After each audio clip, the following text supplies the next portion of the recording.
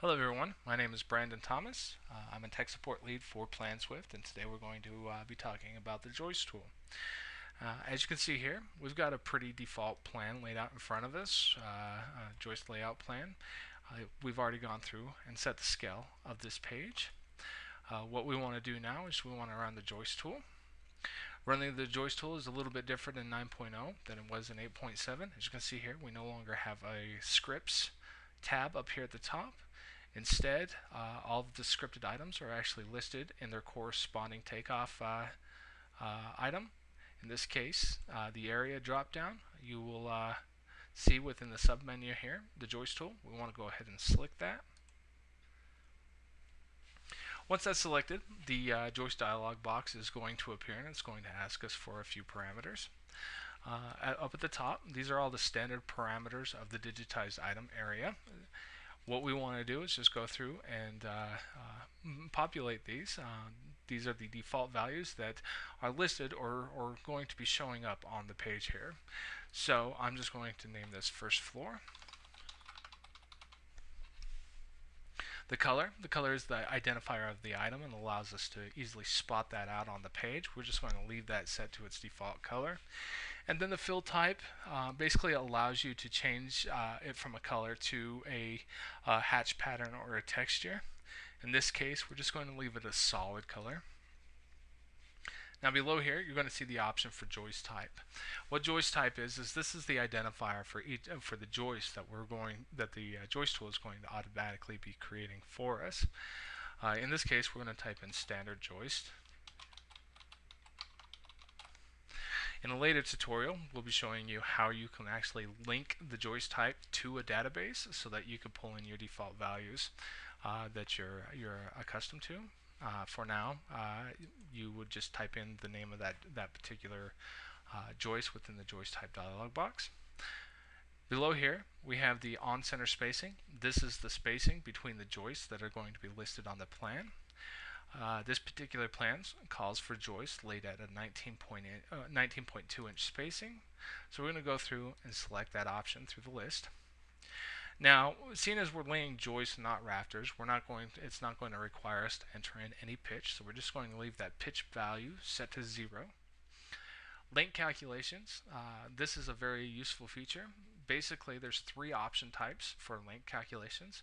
What length calculations allows us to do is round up our dimension or our dimension line to a whole number or an even foot or an odd rounded up foot.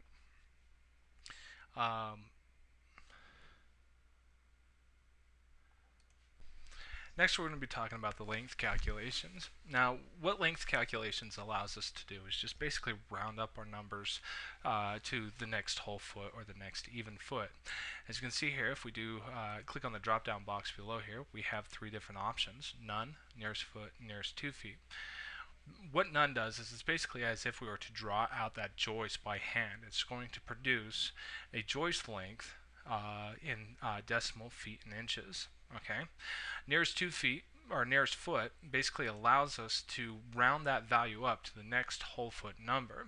So if we had a joist that was 16.5 feet, what's going to happen is nearest foot is going to automatically round that decimal number up to the next whole number of 17 feet. The other option, which is nearest 2 feet, basically is going to round up to the nearest even foot. So if we take that same example of 17 feet, nearest 2 feet is going to automatically round that up to the next even number, which is 18 feet. Okay. Now we have 4 options below here: automatically generate, select parallel sides, show label, and generate parts. What automatic generate does is it allows us to just easily go through, draw out our areas, and it's just going to produce the joist for us. Now in this particular case where we have double joists and we have splits and so forth, we don't actually want to generate or just automatically generate the joist. We want to be able to do that by hand or manually.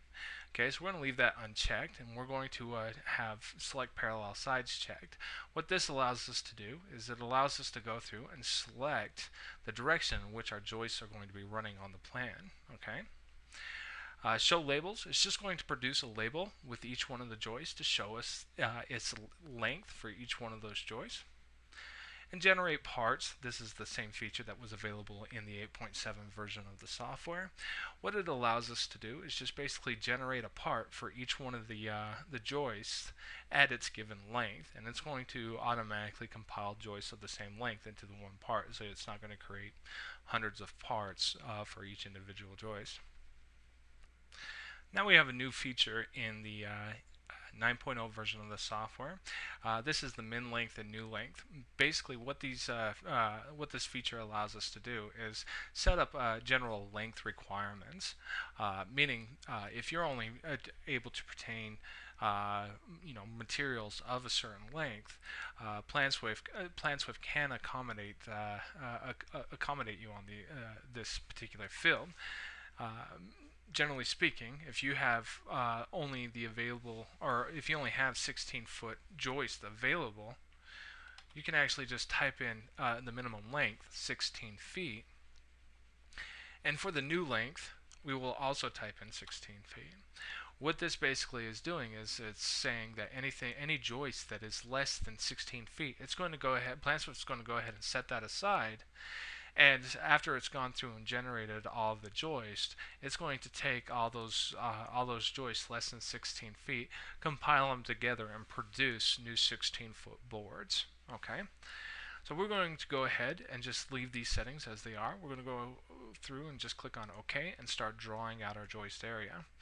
Now, drawing out the joist follows the exact same principles as all the other tools within PlanSwift. It's just made basically pointing and clicking. A very simple process.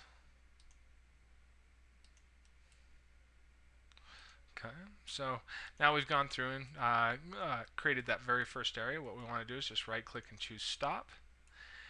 And now you can see that we have 4 buttons up here at the top. What we want to do is go through and specify or start drawing out our joist now. To do this, it's relatively simple. It's just a matter of clicking on the Draw Joist Rafter button. Once we do that, because we had select parallel sides checked, it's going to ask us to draw in the directions in which our joists are being laid. So what I'm going to do is just zoom in a little bit here, and I'm going to select that first point and then draw it out. Now PlanSwift, it's going to take just a few seconds. PlanSwift's going to go through and calculate all those joists. As you can see there, it's produced our joist in a nice little green color there. I'm just going to go ahead and select the color dialog box for the joist and change it to a more vibrant color so that we can easily see those joists on the drawing. Alright, so as you can see there, we've got all of our joists laid out the way that we want it. And if you look down here below, I'm just going to zoom in. We have our little label specifying the length of each one of those joists.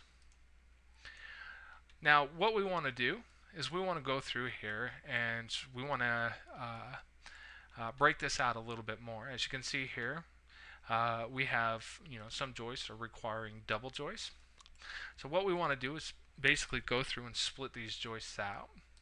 To do that, we just click on the area, and as you can see, those 4 dialog buttons appear up at the top again. What we want to do is we want to select Split Joist and Rafters. What this is going to allow us to do is split our joist at our beams. Okay, so I'm just going to go ahead and click and draw my line across all the joists that I want to have split, just like so. And once I do that, PlanSwift's just going to go through, recalculate the area, and then redraw in those joists, or readjust those joists to the new lengths. Okay, so now that is complete. As you can see here, if I double click, you can see that the joist has been split, and all of our labels are now producing new dimensions. So each one of these are at 16 feet. The ones up above are at 18 feet. Okay, so now that we've gone through and we've split our joist, we want to go through and double up our joist now. To do that, what we do is we just click on the joist that we want to double up, and we'll get this little dialog box up here at the top that says Add Double Joist. We want to just go through and just click on that, and it's going to automatically produce that second joist. As you can see, 1, 2. Okay, so we want to do that for each one of our joists that are requiring double joists. A very simple process. Oops. And there we go. So now that we've gone through and added those double joists, we want to go through and just regenerate the totals on this to recalculate all of our parts that are going to be needed. To do that, we just click the area, click on Regenerate Totals. Now, once it's gone through and regenerated the totals, we can actually see those values over here in the takeoff. If I just click on the takeoff summary, as you can see here, we've got our first floor and our standard joist. If we click the drop down below, that's going to show us all of our particular joists at certain lengths. So as you can see here, we have 18 joists at 18 feet. And then we have 16 joists at 12 feet. Okay? And that right there pretty much is it. All of our joists are set up together. Now, what we want to do at this point is we want to continue adding joists to this, and that's a very simple process. What we do is we just click on, if we want to continue drawing, these same type of joists, we just click on the new area or the first floor. We're going to go ahead and start digitizing at another location. So we're going to start drawing in these other joists now. And all of it just basically follows the exact same principle. However, what it is going to allow us to do is combine all of our joists together to give us one nice readout instead of having several joist items laid out on the plans with several different joists of all the same type. So as you can see there, we've just gone through, drawn in our entire area. We're going to click on the Draw Joist Rafter tool button again. Draw in those joists.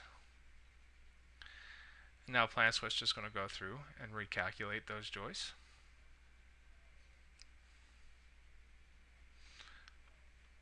Okay, so as you can see, all of our joists are now laid in there. And now we just go through and basically do the exact same steps before. As you can see, we have joists in several different locations. We want to go through and split these joists. So I'm just going to click on Split. Now it's going to split only the joists that I've drawn the line across. And as you can see here, we have several items or several beams listed in here. So we're just going to go through and quickly split all those as well. So just keep running the split joist and rafter, and we'll just basically keep on repeating this step until we are finished. Okay, now we have a couple of areas where it's requiring additional joists or what have you. If you have to draw in joist, basically all you want to do is just select the line item that you need to draw in. See, we're on standard joist 2. As you can see, it's gone through and highlighted. What we want to do is just go through and draw in manually each one of those joists. Just like so. Okay, once we've gone through and manually drawn in the joists, we're just going to go ahead and stop that. And now we're just going to, because it's requiring them to be doubled up, we're just going to select the line item that needs to be drawn up again. So we're just going to click here, click on Add Double Joist, and then we're going to just basically add all the line items that are doubled up. Okay, so a very simple process. Alright, so now that we've added all those new joists and what have you, what we want to do is just click on the area and we want to regenerate the total. This right here is going to go through and reproduce those values for each one of those joists that we've just drawn in. Okay, now if we click the little drop down there, you can see that it's broken down all of our joists, our 18-foot joists. As you can see here, it's gone through and did the calculation for our 14-foot joists as well. And that's it. As you can see, all of our joists are drawn out on the plan. And we've got our number.